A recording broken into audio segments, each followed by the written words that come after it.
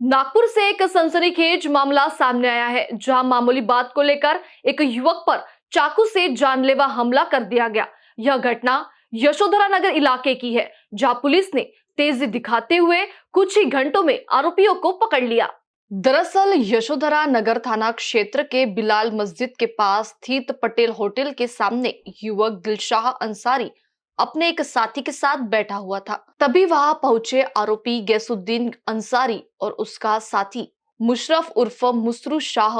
गैसुद्दीन ने आते ही दिलशाह से सवाल किया, मेरी भतीजी से बात क्यों करता है।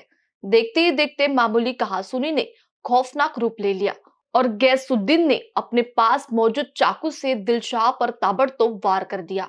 हमले के बाद भी आरोपियों का गुस्सा शांत नहीं हुआ। मुशरफ ने भी घायल युवक के साथ बेरहमी से लात घूंसों से मारपीट की, जिससे वह बुरी तरह जख्मी हो गया। घटना के बाद इलाके में अफरा तफरी मच गई।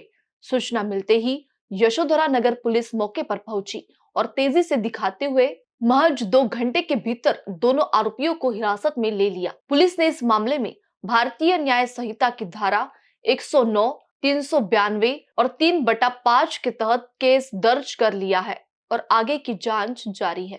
फिर्यादी मोहम्मद नौशाद मोहम्मद रमजान अंसारी वय 30 वर्ष, राहणार बिलाल मस्जिद जवळ यशोधरा नगर पोलीस स्टेशन, यांचा लहान भाऊ दिलशाद मोहम्मद रमजान अंसारी वय 18 वर्ष हा सदर गुन्ह्यातील साक्षीदारासोबत त्याच्या घरासमोर असलेल्या पटेल हॉटेल जवळ बिलाल मस्जिद या ठिकाणी बसला असताना आरोपी नामे गयासुद्दीन उर्फ इम्तियाज शमशुद्दीन अंसारी व आरोपी मोहम्मद मुशरफ उर्फ मुशरू मोहम्मद मुश्ताक शाह राहणार शिवनगर या दोघांनी येऊन आरोपी गयासुद्दीनने दिलशाद यास तू माझ्या भाचीशी का बोलतो या कारणावरून त्याच्याजवळ असलेले चाकूने वार करून त्यास जीवे मारण्याच्या उद्देशाने वार करून जखमी केलेले आहे।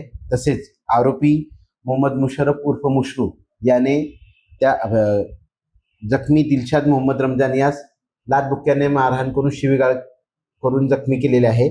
सदर प्रकरणात मोहम्मद नौशाद यांनी दिलेल्या तक्रारीवरून यशोधरा नगर पोलिसांनी येथे BNS कलम 109, 352 व 3-5 प्रमाणे गुन्हा नोंद करण्यात आलेला आहे।